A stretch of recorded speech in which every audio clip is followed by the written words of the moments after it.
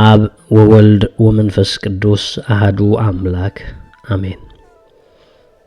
ፍቅርኻ ካብ ወይኒ ይጥዕም መኃልየ መኃሊ ምዕራፍ 1 ቁጽር 2 እዚ ጥቕሲ እዚ ሓደ ካብቶም ኣብ መጽሓፍ መኃልየ መኃሊ ዘሰሎሞን ዝርከቡ የተዛዓመቆን ዓቢ መንፈሳዊ ትርጉምን ዘለዎ እዩ። እዚ ቃል በቃሉ ከም ፍቅራዊ ግጥሚ ጥራሕ ዘይኮነስ ከም ዓሚቕ ናይ መንፈሳዊ ናፍቆትን ሓድነትን መግለጺ እዩ። እታ ነፍሲ ንፍቅሪ ክርስቶስ ምስ ወይኒ ኣወዳዲራ ካብ ወይኒ ፍቅሪ ክርስቶስ ከም ዝበለጽ ትምስክር።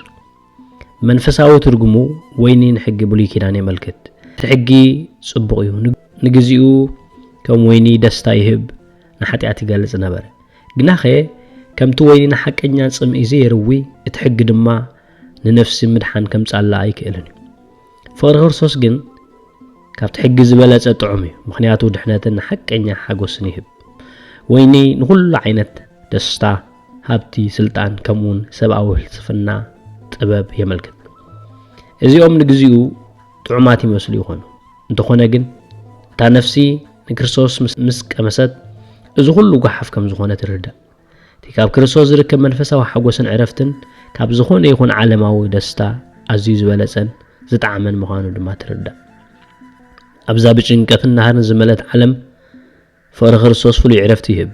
ጎይታ ኣቶም እትጽዕሩ ጾር ዝኸበደኩም ናባይንዑ ኣነ ከዕርፈኩም እየ ይብል።